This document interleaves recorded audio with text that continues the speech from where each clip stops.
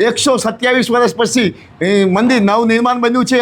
અંદાજે આશરે 1.5 થી 2 કરોડ રૂપિયાના ખર્ચે બન્યું છે। સુરેન્દ્રનગરની અંદર રતનપરમાં રામજી મંદિરનું ઉદ્ઘાટન થવા જઈ રહ્યું છે 8 તારીખે। એમાં પણ પ્રાણ પ્રતિષ્ઠા રાખેલી છે 8 તારીખે અને સાંજે જમણવાર। તો આપણે આમની પાસે જાણીએ, મંદિર વિશે જાણકારી લઈએ।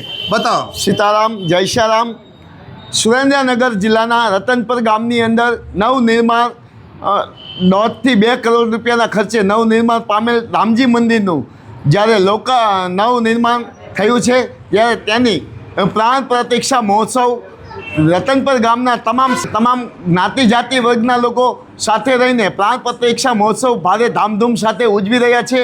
આજે જ્યારે યજ્ઞશાળાની અંદર યજ્ઞનું આયોજન કરવામાં આવ્યું હતું, તેના મુખ્ય પાટલાના જે દાતા જે મકવાણા મગનભાઈ મોતીભાઈના પરિવારજનોએ આજે મેઇન પાટલા ઉપર બેઠા હતા અને બીજા 11 જેટલા યજ્ઞ હવનો હતા, તેની અંદર 9 દંપતીઓ બેઠા હતા। આજે બપોરે જળ કળશ યાત્રા નીકળી હતી અને રામચંદ્ર ભગવાનને જળ ચડાયું હતું અને વાતે ગાતે જળ કળશ યાત્રા નીકળી હતી।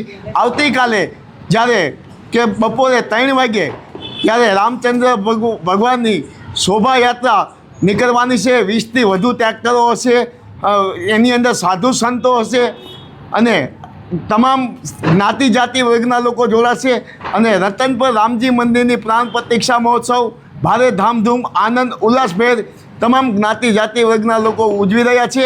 અસ્તુ, સીતારામ, જય શ્યારામ। તો હું શફીકભાઈ સૌને આમંત્રણ આપું છું, નવું મંદિર બને છે તેમાં બધા ભાગીદાર થાવ અને આગળ આવો।